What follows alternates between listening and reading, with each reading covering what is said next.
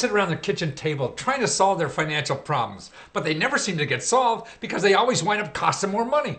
But it doesn't have to be that way if you learn how to use the system. There are thousands of government programs that will help you with your financial problems for free. Don't pay for someone to help you with your debt or mortgage problems when you can get it for free. Don't pay for someone to help you with your business or invention if you can get that for free. Don't pay for career counseling or resume writing. Don't pay for healthcare or prescription drugs. And don't pay for going back to school if you can get that for free too. You know all about the people out there who are charging you thousands of dollars to help you with your financial problems because they're spending millions on advertising.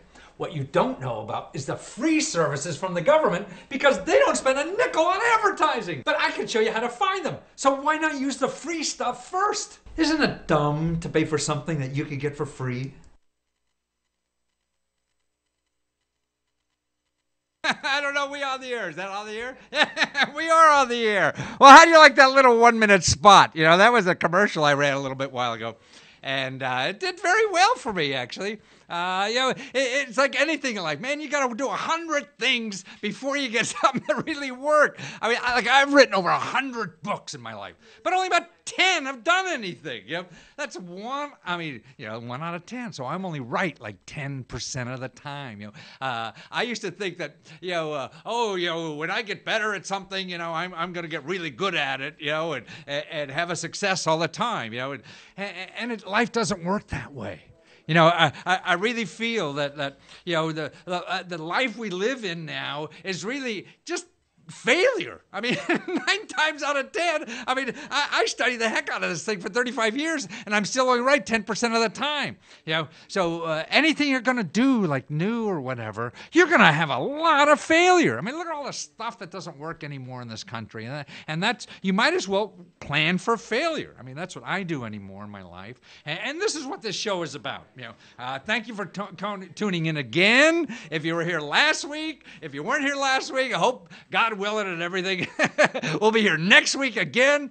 And it's important, I think. It's fun. I love showing off. I mean, you get 2 people in a room and I'll give you 20 minutes. So it's a nice place for me to I just share this stuff. I really believe in it. I mean, it's nothing. I mean, I've made a good living actually, I made a great living at getting stuff for free and selling it for as much as I could get. Now, isn't that a great country you could do that? Well, that's what information is. I mean, everybody, whether it's broadcasting or magazines, everybody's out stealing information, and publishing it. Like my first book that made the New York Times bestseller list. I didn't write a lick. I didn't write any of it. I plagiarized the whole thing from the federal government. Right? See, nothing in the government is copyrighted. So I was down at the government printing office, not far from here where we are here, and this is about 30 years ago or something, back in the 80s. And I was, I'd go, everything was in paper then. I was going through titles at the government printing office. Oh, this is neat, this is neat. And I found this book there called The Catalog of Federal Domestic Assistance. Isn't that a snooze title? Nobody's going to read that. If that was on their bookshelf, Catalog of Federal Domestic Assistance. But I started looking at this thing, and the more I looked inside of it, hey, man, this had all the programs where they're giving out money.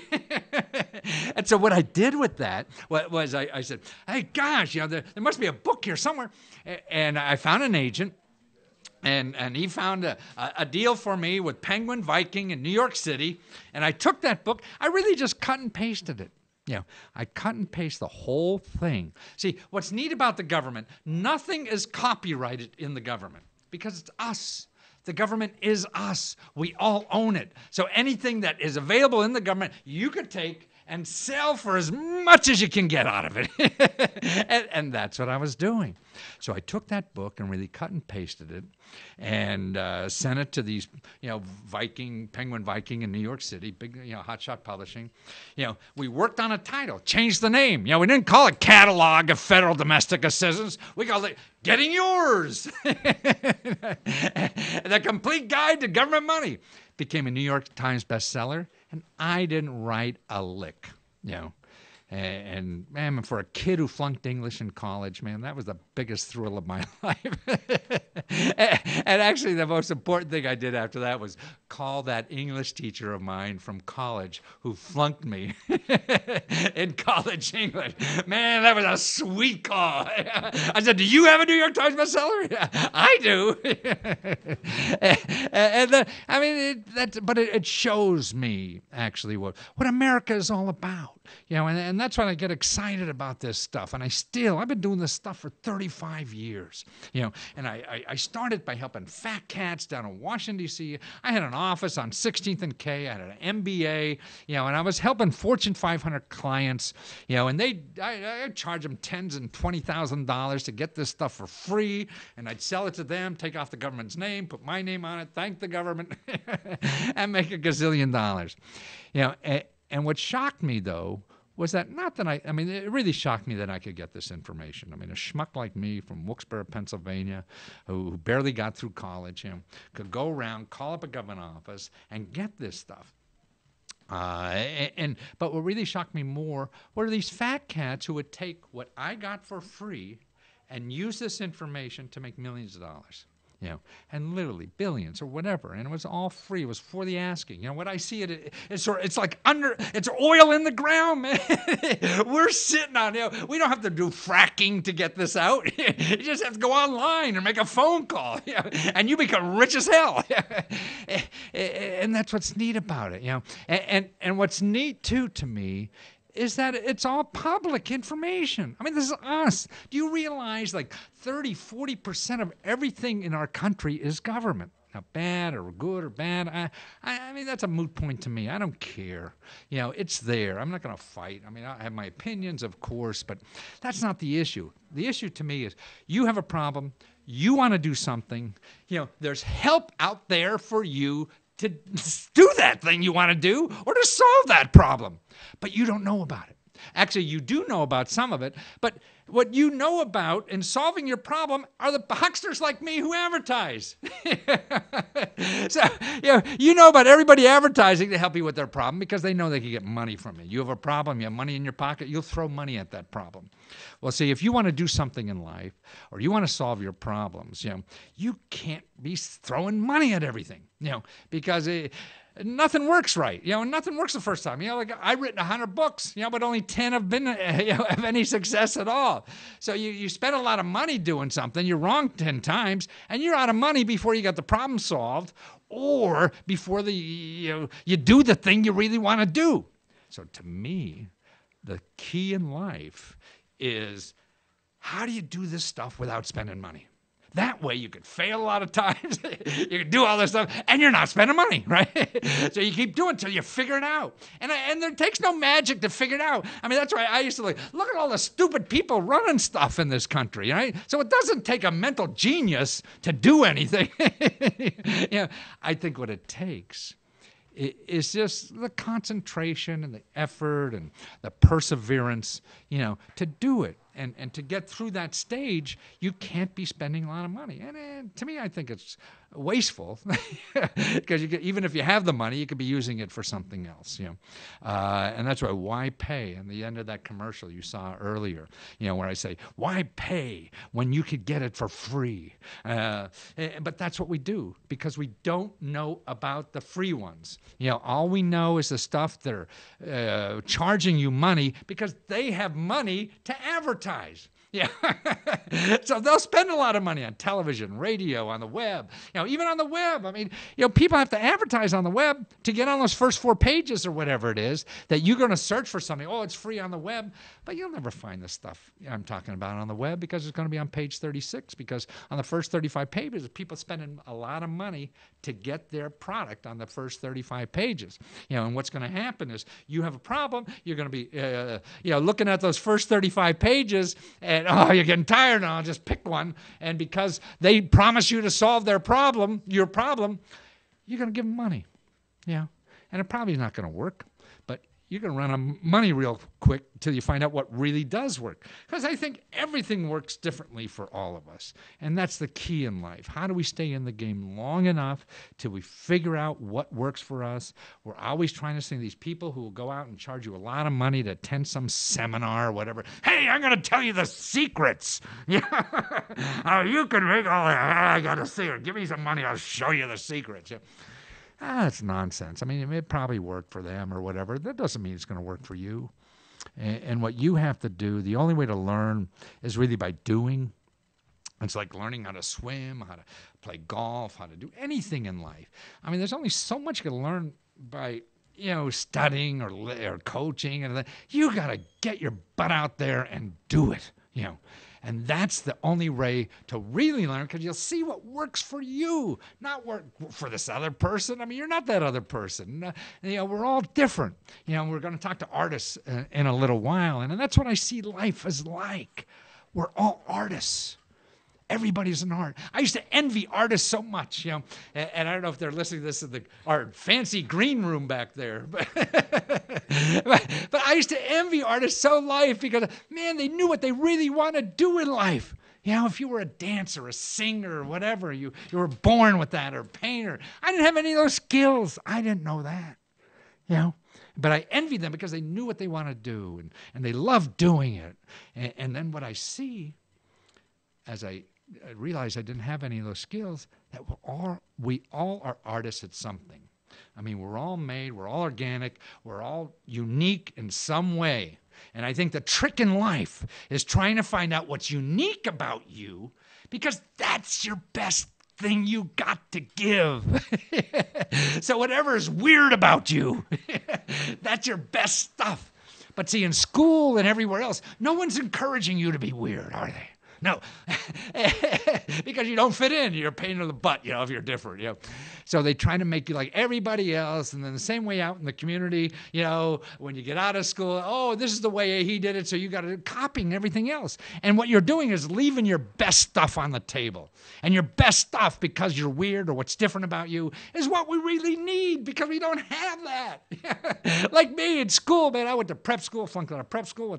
I went to public high school, was thrown out of there a bunch of time because I thought my middle name was Sit Down. It was sit down, Lesko, sit down, Lesko.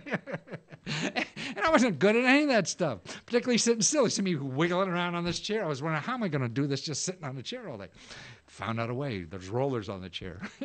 But now if someone in high school said, hey, Lesko, you got the personality or whatever, we couldn't package what you do well, be a pain in the ass. And that's why after I failed at everything else, I finally did that. And now I make millions of dollars acting like a fool and being a pain in the ass, right?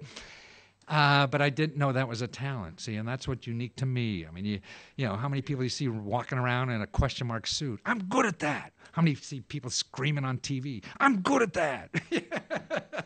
But in the classroom, man, they don't want any part of that. And actually, even my parents, well, it's interesting. My parents didn't even admit I was their son my first 10 years on television. Because they wanted me to act like Henry Kissinger or somebody, just very erudite and smart and things like that. Not until, they were in some retirement community at the time, and not until the other people would come up and talk to, hey, is that your boy on Larry King? He sounds smart, And that's why sometimes your loved ones are your worst enemy. So you want to do something in life, particularly poor artists, they have this burning desire. They know they got to bring it out, and your loved ones are like, well, what kind of retirement plan is that? How are you going to pay for rent? I mean, all the people who do real neat shit in life, when you see their movies about them, they never ask about the retirement plan, right? And things like that. The people who do things, that's not an issue. You have to have trust in yourself that you're figuring out. You always get another shitty job you hate, The thing is to grow yourself as much as you possibly can before you die. And that's, I think, the game is. Because if you grow yourself as much as you possibly can, you're going to give more to the rest of us. So if you're trying to be somebody else, and you're going to quit at 5 or something and go home, and man, you know, like when I find what I want to do, I mean, I haven't worked in 30 years, man. You think this has worked for me? Man, it's like a bear rabbit being in the briar patch. I can't wait to come down here. You know? And to me, that's a life to try to seek. And that's why I feel so spoiled now doing this. And what this show is about is trying to get other people to find that. Because if you're happier in life, then I don't have to run in you in some store that you hate working there or whatever, because you're holding that job for somebody who really wants that job. But this guy with a PhD is there because he doesn't know what the hell to do with his life, you know? So you got to get out there and start doing what you should be doing in life to grow that inside, you know, as much as you can. It's sort of like we're all plants. We got to find the right pot to grow in. If we're in the wrong pot, you ain't going to grow. And that's what the key of life is try to grow as much as possible. Well, we're going to bring our guests from behind the curtains in a minute. Okay, and these people are, one is the director of the Arts Council in Washington, D.C., the Commission on the Arts. So they're going to, and the other is an artist. We're going to talk about government programs and the like. But watch, you could get a free report. By the way, I'm going to show you a little clip here. Oh, no, that's not the one, is it? No. No. Where is it? Yeah, okay. No, it's the second one. It should be the second one on the list there. No, it's a video. Thanks for tuning into Lesko Free Radio. I hope you enjoy this show, because I enjoy doing it. And if you want to learn how to start using these programs, listen, I set up a free webpage called UncleLesko.com. You can go there right now and download the 5 best grants just for your state. So that's UncleLesko.com. Go there now, get the 5 best grants for your state, and start taking advantage of the stuff now. You know why? Because it's free. Oh, hi! Our guest. Well, there's one on screen. Where's the other one? We have 2. There he is. There he is. Well, why don't you introduce yourself, ladies first, and you are? All right. I'm Christina Blahnik, and I'm a local artist. I also have a studio and gallery space that's just a few doors down from here called Pleasant Plains Workshop. Pleasant Plains Workshop? Mm-hmm. And that's a studio and an incubator? It's definitely an incubator. Okay. There's about 4 artists that operate their art business out of it, and then we also have a gallery and store component. Wonderful. And you are, sir? I am Lionel Thomas, the Executive Director of the D.C. Commission on the Arts and Humanities, the official arts agency of the District of Columbia government, and we're part of the Mayor Gray One City government. So we provide grants to artists and arts organizations. Money! Here's that's the money correct. Guy. You get a grant. Right. Here's the money. Actually, we forgot Eric. There's a lead-in. Let me show you this guy I spoke with, who's an artist.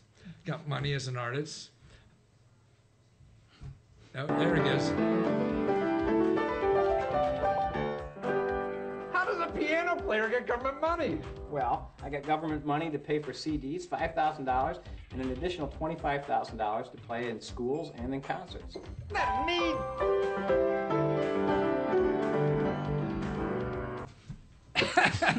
Well, he's in Ohio.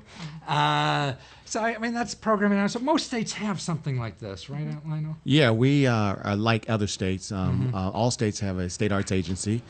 We are the one-stop shop for the District of Columbia. Most states have city, county, and local funding. I see.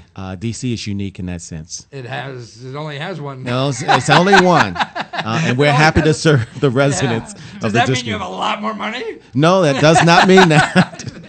We could afford to have a lot more money. Right. But this year we were very fortunate to receive a $6.8 million increase. Wow, no kidding. Which 80% of that goes back out to the arts community. Wow. So you got $6 million extra bucks in this time of cutbacks and all this kind of stuff. That you read the headlines. That's what, I mean, the average person around the country reads, "Oh, the government's broke and it's out. It's not there anymore," or something. And here you're giving out more money, huh? That's right. We give 80% of our budget back out to artists and arts organizations. But it increased. An increase was, we were fortunate. Arts is a big business here in the city. It's a $1.1 billion industry according to the latest numbers. Oh, I see. So the arts business in the District of Columbia generates $1 billion? Over $1 billion to the local Like economy. this artist is That's right. Is contributing to the community here. As well as the vibrancy of the see. city as well. Yeah. Well, actually, I don't know if you know a book a few years ago called by Richard Florida. Do you know Richard Florida? I know what you're That's talking right. about. Yeah. The creative economy. Right. Economy. Creative class. The Rise creative of the class. That's right. And now he was saying, like, your city's not going to grow unless there are artists there. That's right. Yeah. And his book is really definitive about that. Yeah. A city that's tolerant And gays. and open and open and You open. gotta have gays and artists, or you ain't gonna go anywhere. That's right. That's right. It's got to be the turnkey strategy. Right. And that's a great thing, when you think of it. And I guess his theory, the way I understand it, is because people who create jobs are creative, right? That's right. They create jobs. And creative people want to be in communities that are open-minded, as you were saying, and have a lot of arts and music and things like that. Otherwise, they're going to go to New York or somewhere else. Well, your boyfriend came here from New York. Well, one thing, Matthew, some of the top companies have looked at that, and they're looking at people who are creative more so than those who have PhDs in certain areas. They're looking for creative people to solve some of the see. problems. And so artists are just that. It's true, the Right. whole interdisciplinary. Well, that's another thing. There's another book. I'm showing off here. Where's my English teacher now when you need her? A Whole New Mind. You know this from. The guy has one out about salesmen. It's really good. But he had a whole new mind out about how Daniel Pink is his name. Whole New Mind's really about being right brain. That's right. That this is where our country is going, to be right brain, like an artist, instead of like your boyfriend, the engineer out there. Okay, Matthew, be nice. Be nice. I guess maybe it's not even a boyfriend. I don't know. But Entourage. it seems that, particularly with China, I mean, like a gazillion engineers coming out, spitting them out like popcorn. And it seems like we may be more valuable in the world with right brain stuff. Like we pass through that and use all this right brain stuff. And he says, like, the new MBA is the MFA, Master in Fine Arts. That's right. Yeah. Do you feel that? Well, anywhere? just in what I've been doing the past few years, I felt like an MBA would be a handy tool for any artist to have, and probably vice versa. But to have in a lot of art programs, they don't teach you any business skills, but any artist coming out of art school is instantly being thrown into this whole self-employed position. I mean, besides teaching jobs you can get, you're really just creating a business of selling yourself and your artwork. Oh, it's funny. I was looking at programs in New York City. They have a free mini MBA for fashion nice. designers. So, they're taking up on your idea. Yeah, I guess. yeah. That was surprising. But, I mean, I really feel, the older I get, the more I see how important the right brain is. I mean, I'm an engineer and a finance guy and stuff like that. But the real stuff is the heart. And the real decisions, I think, are made that way. I mean, the important ones. I mean, like you're going to pick out mate for life depending on a chart or no, the real important stuff. I remember hiring people after I screwed up for the first 3 businesses. I got all the credentials, but man, if I didn't like them and I didn't trust my heart about that, no matter how credentialized they were, they were idiots. That this heart is very important. Well, one of the most important things, I believe, is how we connect to one another. And the arts transcends all disciplines and all ethnicity. Right. And arts is how we connect. It is what we will be remembered by. When you look at the great civilizations of the past, they're remembered by their culture, and more so than their politicians and their of course, the great wars. We don't need that. But we look at the culture, the civilization itself, and the culture. That it's really what we look to as the driving force of how they remembered. And so in this city, I think the arts cannot be more important than anything else. I mean, it is more important than anything else. And artists are an important part of the community in solving a lot of the problems and connecting with people. Yeah, and actually in DC in particular, the art scene is kind of hidden because DC is notorious for so many other things. right. So actually, a project that I just wanted to give a shout out for because I've been working on it for about a year is this group called DC Cheer, and we're DC Chair? DC Cheer, and we're a cheerleading Cheer. squad. Oh, like cheerleaders. Yeah. Oh. Okay. Cheering Yeah, for yeah, the yeah, arts wonderful. in DC, and it's just to shed light on it. I mean, I think a lot of residents who have been here for a long time get to know the art scene here, but people who are just visiting or just here for a 2-year contract don't really scratch the surface and take advantage of all the great culture we have here. Oh, So it's great. I mean, with this winner-take-all society kind of thing, we all go through the billion-dollar stuff when we have this little free stuff right here that is terrific. you Lots know. of galleries and Yeah. museums and theatrical productions and artists that are showcasing their work all throughout the city. So tell me, what are the basic programs you got for people? Well, the basic programs, we have community-based programs that support projects that happen out in the neighborhoods. We have arts education. What is that like? Those are grants that we provide for arts organizations and individuals to continue to I work see. with residents of the District of Columbia. So if I want to put a play in the park or something like that. That's yeah, right. kind of That would okay, be one right, of the right. examples. And if you wanted to do a concert or a festival, that would be a program that you would apply to. One of the most important priorities for the Arts Commission is arts education or lifelong learning for young people, and Young those being grants what age? from pre-K through 12th grade. Oh, really? We have programs that go into the schools, Oh, both like the guy in school and out of probably school. doing that, maybe, That's the right. Piano player coming. Exactly, in school and out of school. I see. And he probably received a grant Right. to do a residency in a school and to teach young people the importance of the So arts. then, if you have a talent or something, then you could apply to be one of these people. That's right. doing That's these right. things, yeah. To be eligible, you have to be a DC resident, or you have to have your principal place of business here in the District of I see. Columbia.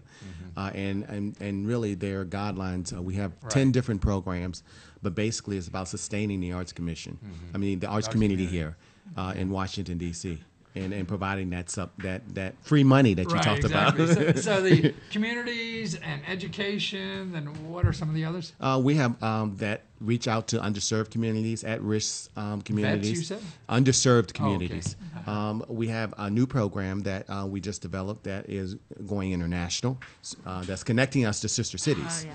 The Sister Cities, About Sister Cities. So Sister what's that Cities like? Cultural Exchange Program, where we're providing funding for artists to go abroad to So if I'm a photographer, maybe you send me to Korea or something like that. Right. That's a great way terrific. to exchange, Yeah. and vice versa. We'll Right. also fund folks to come here through the Sister Cities International Program. Wow, that's And cool. then there's the Arts and Healing Program. Healing? Arts and Healing, Ooh, yes. what It's is about the healing arts Yeah. and the transformative power of the arts and how it can really help us heal cancer patients. We're looking at people returning from returning citizens who have been locked up and incarcerated to help them transcend into the transcend back into the Is community. it artists that apply for the money, or the Arts organizations and artists right. To and do, what's an community-based example? Would it be organizations. like for ex-incarcerated people? I mean, Well, if he comes out and he's a resident of the District of Columbia, he can apply for an individual grant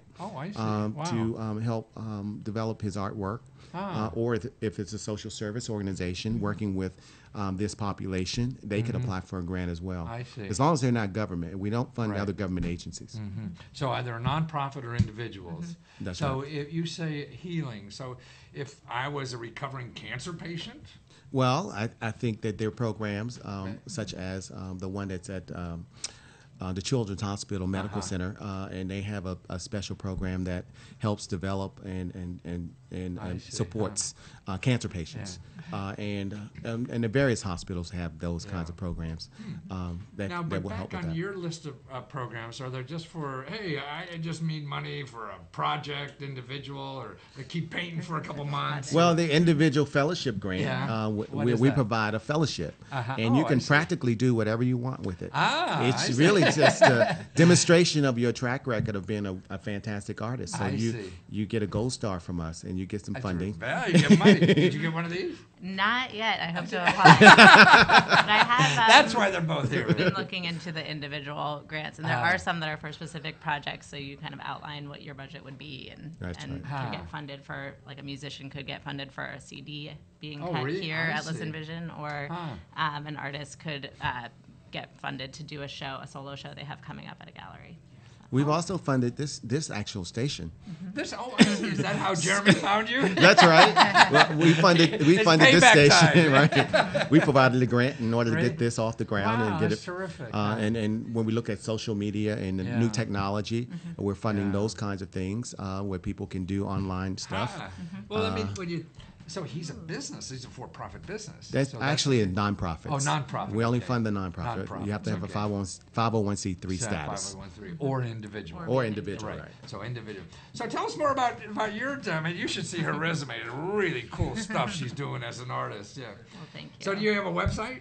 I do. It's pleasantplainsworkshop.com. Pleasant Plains. Plains, Plains. Yes, that's .com. actually the name of the neighborhood here. So okay, when I Pleasant first Plains, found the right. spot and decided to rent it, I was toying around with different names, and then I knew I wanted to engage with the community, so I thought, what better name to pick than one that incorporates the name of the neighborhood, because a lot of people don't realize that this is a neighborhood right here. Georgia Avenue is kind of like a cut through or a corridor that people are getting from point A to point B, but right here in this about like 9-block radius is Pleasant Plains, and there's actually a really vibrant community here. So just since opening my doors 2 years ago, besides catering to some like-minded arts people that I already knew, there's the whole neighborhood vibe at my shop that I was a pleasant surprise, and we have a bunch of regulars from the neighborhood, and I connected with some other arts groups that are in the neighborhood, like the Emergence Art Collective, which is around the corner from me, and all the other local businesses. So it's a gallery. So Yeah. it's for local artists to show? We mostly show local artists. On the walls, we show a rotating lineup of solo shows for emerging artists. A lot of artists, actually all across the board, some artists that maybe just graduated from school, but also some older artists, but are from the community. And then we have in the store lots of little things made by local artists. So there's, kind of higher price point on the wall, but then there's little $5 handmade things. And so you're really an art store. I mean, not a gallery.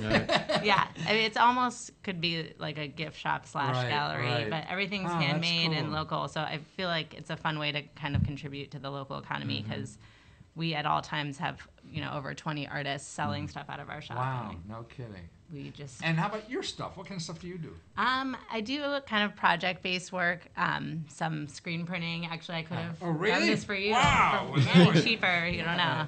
But I do screen printing, and I do sculpture, performance, and installation. Performance? What kind of performance? Well, the DC cheerleading Oh, squad is a cheerleading. performance project. That is, so it's rooted in performance art, and it's really wacky. And but yeah, and I have different levels too, because I also make T-shirts and stuff. And so when I make T-shirts for other people or for myself and sell them in the shop, that kind of funds the bigger projects that might be more I see. expensive. So you're hustling. Yeah. Every day. She's hustling a lot. But the money we talked about is, for the artwork. And I feel, I have a video clip I want to show. What I'm trying to do is get artists to know about other programs to fund their daily life that they could take advantage of. Like here's about a lot of artists I would think are in financial trouble, right? So this is a group, government subsidized. You get free help with it. No, not that one. Oh, okay, yeah. Okay, well let's run that. The Oh, there key it for is. everyone that's in a loan they don't understand is to get information, how to understand that loan, and get advice. Then there's free counseling across the country. The federal government supports counselors in every community. Is that the HUD counseling? HUD counseling, there's a list, again, at the HUD Right. website, hud.gov, counseling by Yes. state, by community. You can find HUD-recognized counselors, addresses, phone numbers, email addresses, and the strong recommendation is to contact a counselor in You your are a area. HUD counseling. The MANA organization is listed as a HUD Counseling. counseling organization. Washington, D.C. has, I believe, 10 organizations listed. Most major cities will have 3 or 4 or 5. These people are there. If you have a credit problem, you're going to see some huckster on TV. That's right. Hey, call me and I'll solve your credit problem. You call those people, they're going to get money from you one way or another. Yeah. And see, what excites me is these people are here for free to do the same thing, probably better. I'm biased, but anyway, you know, and they're not going to take your money or they're not going to upsell you on anything, just to solve your problem, you know. And so artists, I would think, are in that community maybe even more than the average citizen. One of the things I'd like to drive people to our website, dcarts.dc.gov, for more information about grant opportunities. We also provide workshops and one-on-one technical assistance. We have a whole staff of folks that are willing and ready to help folks. Technical assistance like what? They help them with grant writing, with their applications. So you don't have to hire a grant writer. No, you don't have to. No, you don't. Say that again. You don't have to hire a grant writer to get a grant. You can come in and you can get that kind of help from what we call our program staff, who provides that kind of technical assistance to help you get through that process. See, so many people are out there. I mean, it's free. I don't know how. And it's free. And it's free. It's what? And it's free. Did I say that? It is free. Yeah, I mean that's so exciting to me. You know, is that. Because people, I can't write a grant proposal. You'll talk to a professional grant writer, and they'll say, "Oh, it's impossible. You can't do it yourself," you know, and stuff like that. Another organization is DC Economic Development. Yes. But they, I stumbled upon some of their materials when I was first starting out. They give their stuff out free at the libraries and stuff. But then I got kind of on their list for their business workshops that they have. You know, like once a month at 8 a.m. in the morning, about different topics. And the Foundation Center. Yeah, and the Foundation Center. Yeah, but there's lots of free programs in DC for entrepreneurs. And artists need to think of themselves as entrepreneurs. And we encourage them to think outside the box. Absolutely. All these other issues. Well, another issue I feel that artists have need help with is like healthcare. You know, it's such an issue nowadays. So here's a clip I want to show you. You know, the kind of healthcare probably a lot of artists really need too. The key for everyone that's in a loan. Things available. First thing over here, anybody can walk in at any time. Anybody? Anyone. Anyone. And pick up a few condoms, take them with them wherever they want to go and whatever they want to do with it. No questions asked. We just ask that the bowl doesn't get emptied so that there's some there for somebody else. We also have a free sexually transmitted disease clinic. Again, that's for anybody, regardless of residence. You can just come in. If you're shy about being who you are at any time, you can be whoever you want to be. We don't even ask for identification. Wow. We've had Ronald Reagan come to this clinic. It's not really him. Mickey Mouse, other things. You can call yourself who you want. That's great. I mean, that's right. When we're involved in our life so hard in healthcare, we think of the traditional methods of, you know, I got to call a doctor and they're going to charge me on a covered, and man, even free condoms you could get from the government. People don't know about. There are lots of clinics in DC, like Mary Center, and there's also the DC free healthcare for those who make under a certain amount. Yeah. But unfortunately, that bar is so low that even at my worst, I don't think I. But it's a huge issue for individual artists, especially to get affordable health care. It's something that we used to do years ago until it got really too expensive and got really complicated. Well, it now I feel a lot of it's income, but some of it isn't. Like this is not income determinant. You know, so for anything with sexually transmitted diseases, things like that is not income based. Other things are.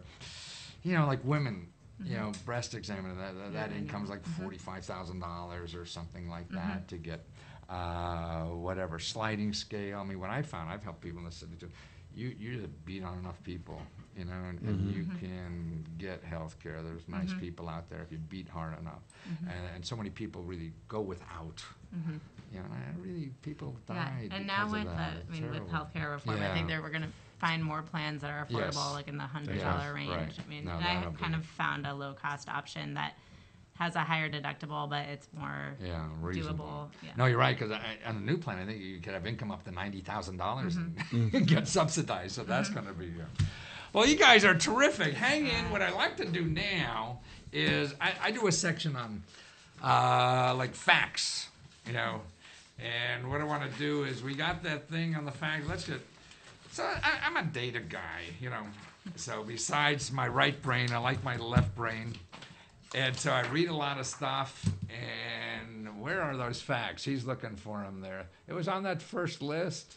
You know, they're JPEG. Oh, there they are, yeah, the first one, the money No, that's not it. Not there. It is. Right. Okay. There's the first one. So there are facts I found. That I mean, D.C. didn't have this issue, but the rest of the country now. It was astounding to me. Now we have babies last year, 2011. There was more minority babies than white babies. Mm-hmm. So us white folks, it's over. We're no more going to hold a power position, But I also think that that's great for art in this country and everything. I mean, as we see, because, in 20 years, that means half the population now is going to be, non-white. and the one thing that we talk about is diversity. Yeah. And how important that is to both what we do as a community and as the Arts Commission, that we fund a multicultural, right. Diverse community. And this community is very diverse. The arts community? Yeah, arts community here is very diverse. It attracts diversity, I guess. Right. Where can I be weird? Yeah, well, I'll be an artist. Yeah. Now, how do we get that in the normal community, Right. the rest of the world? And that's why I think through the arts, and I see data like this, then we have a better chance of solving a lot of other problems. Okay, give us the next one.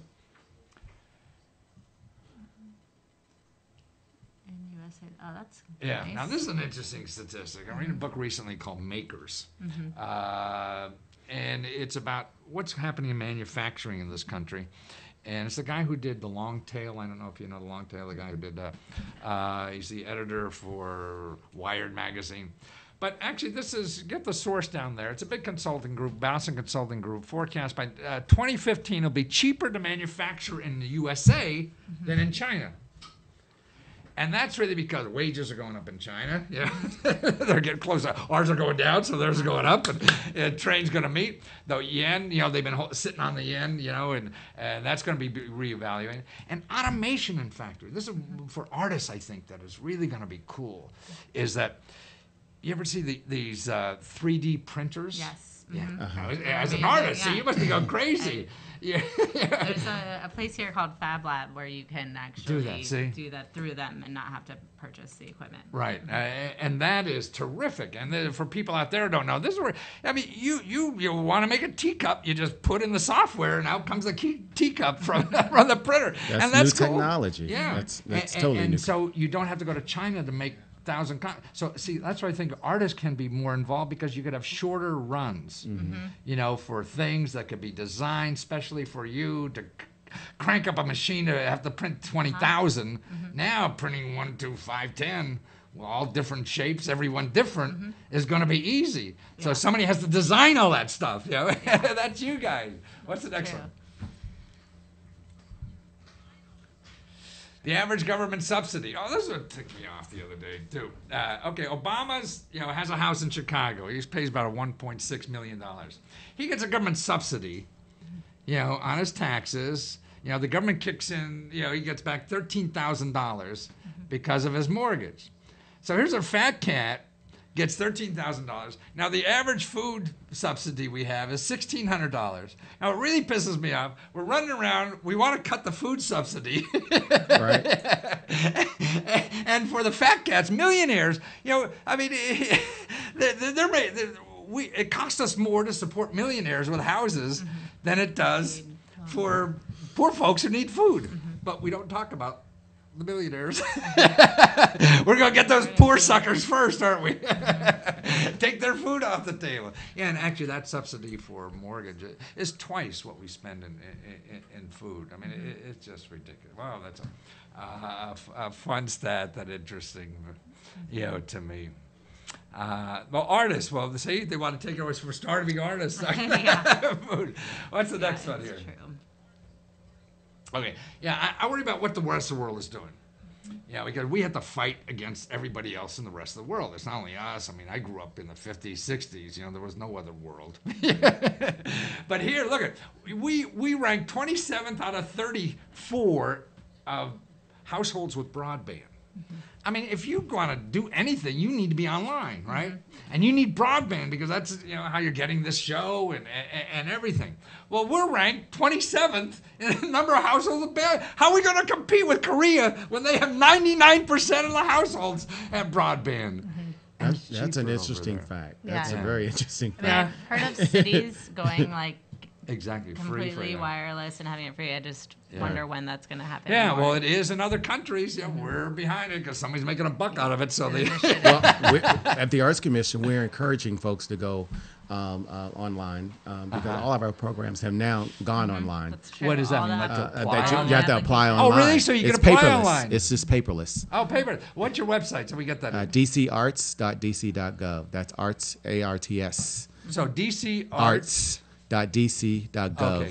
.dc. Yeah. DCarts.dc.gov. on Great. the BC Gov website. Okay, so yeah, we only have 70% Korean, 90%, and there's 26 in the middle. Next one. Okay, we rank 9th in high school completion. So we used to be the smartest. You know, how many, percentage of population that completed high school? We're 9th in the developed world. 9th. I mean, what's going to be more important than educating folks? You know? For the arts. The arts. Arts. Yes. Well, we're taking that out of school too. Yeah, when we start taking that out of school, that's when we start to drop. Right. That is really. And it's astounding that people don't realize that. Yeah. Yeah. You know, now people my age, well, actually, that's even younger than me. I'm over 64. But we rank 1. So workers in the population here are still smarter than the rest of the world. because the rest of the world really caught up in the last 20 or 30 years. So we were the smartest. But now, young folks, man, you guys are really competing with everybody else, and you're down on the ladder now to compete with other folks. Wow, how did this time go? Let's go another one. Oh, this is the most exciting one. Look at this. Look at this. 50% of Harvard school students caught cheating on the Intro to Government examination. And you wonder why we have a problem in Washington. If the most elite school in the country, the people there, half of them think it's okay to cheat, even in a government class. These are the people coming down here and run shit.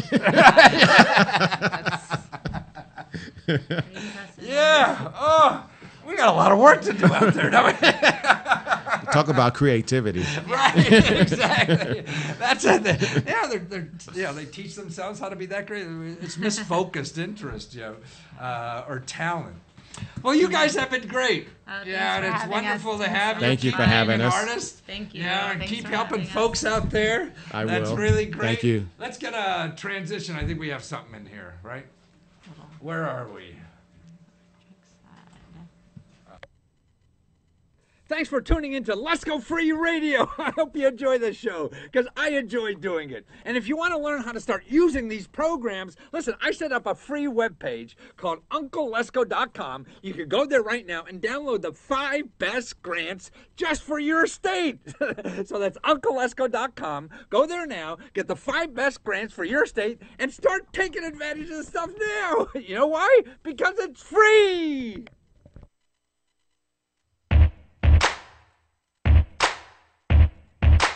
The CDC says more than 1 million Americans are already infected. It's safe for children to get vaccinated. The swine flu's coming back like a viral attack. It's like 7 to 6. You gotta cover your back, but not with the vaccine. Don't give in to that, because those medical quacks are making money off that. They wanna inject you, infect you with the vaccine. They say they protect, but they reject your immunity. And if you protest, they arrest you and they lock you down. Can't have people like that walking around contagious. The truth is outrageous. Don't you know the drug companies made this flu? And if you're thinking you wanna evade this, then you gotta say this. Don't inject me, don't infect me. Don't stick that needle in my arm and chemically wreck me. Don't inject me, don't infect me. Don't stick that needle in my veins and medically wreck me. Don't use me, don't abuse me. Don't push your medical lies and try to confuse me. Don't trick me, don't you dick me. With that needle in your hand, don't you dare try to prick me. Don't you know the swine flu is made by man? Pharmaceutical scam. It's all part of the big brother population plan. But the thing I don't understand is why they're in Mexico City in an unmarked military van. They don't want you to.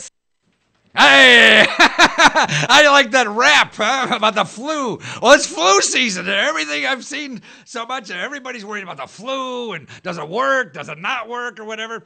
Well, here's how to get free flu shots. Remember, you can get them. I see everybody's giving them away. Everyone's selling them. Like Walgreens and the drugstores. Everybody, is telling you how to pay for a flu shot, but you don't have to. Anywhere you live in the country, you could dial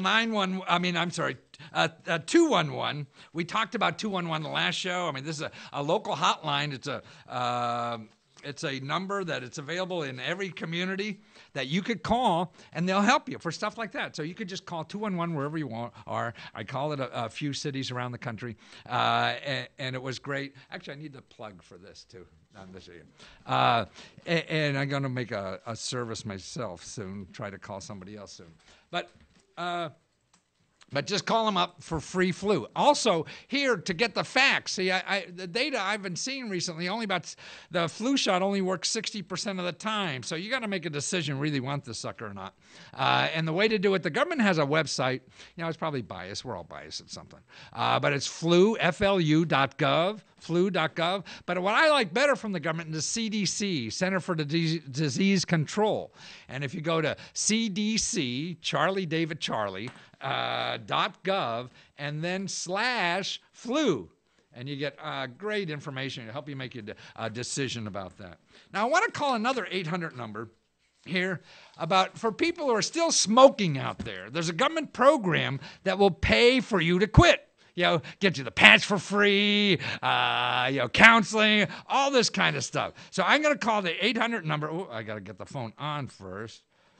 God, it's amazing how the time goes on this bloody thing so fast. Okay, I'm going to call. Here's it's 1-800. So you can call this anywhere you are. We're going to see how this works. 784-8669. So 1-800-784-8669. Okay, now I'm going to say I live in Maryland or have a friend or something like that and see what kind of help they give for, airplane mode. Oh, want to turn it off? Yes, I want to turn airplane mode off. See, you can get so much stuff over the phone. Everybody's online and things like that. But sometimes you have to use the phone. You get better. Online you get too much information, and it won't really work sometimes. There we go. We're starting to work. Calling the Maryland Tobacco Quit Line. Congratulations on taking the first step towards quitting tobacco. Gracias por llamar al programa para dejar el tabaco de Maryland. Lo felicitamos por haber tomado el primer paso para dejar el tabaco. I don't know what that is, but I guess it's Spanish. English, please press 1. Para hablar con nosotros en español. See, English, so it's bilingual here. This call may be monitored or recorded for quality assurance or training purposes. You've heard Please that before. hold while we connect your call. Let's see what they got. Maryland Tobacco Quit Line. This is Fran. How may I help you today? Hi, Fran. I'm not calling for myself. I got a close friend who's trying to quit smoking, and I just want to see what's available from the line for her if she calls up to try to quit. She thinks if she needs the patch, and she's worried about paying for that and stuff like that. So what kind of help is available?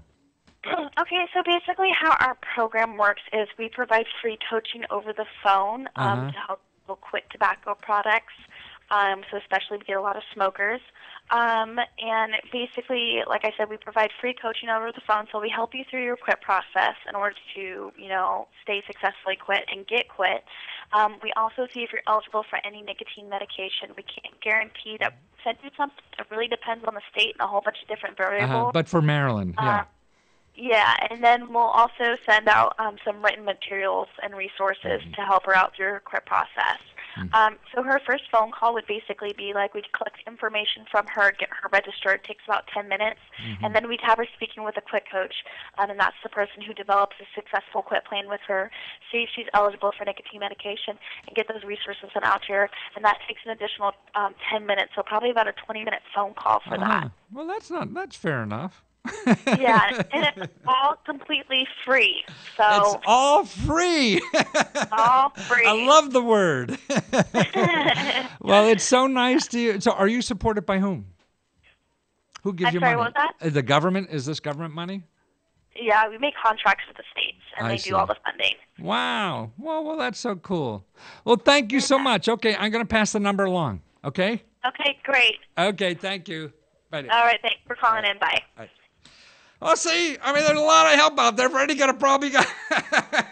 So today we covered a lot of stuff for artists. And it went fast. I got another 30, 40 minutes left here to do that I can't get it. But I hope you liked the guests. I thought they were terrific people.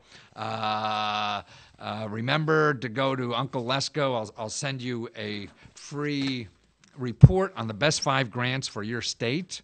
You just download that right then at the website. So make sure you take advantage of that. We're going to be here next Sunday again with mystery guests and real guests and not so real guests. And and I appreciate you coming down and staying in tune with us. And let's just do that end tag thing. Not that one. Remember the one up, third one up, number 14. See it? There it is. There's Soldier Boy, tell me. Soldier Boy! Hey, I got the new dance for y'all called the Soldier Boy. Crank that! Hey, I got the new dance for y'all called the Soldier Boy.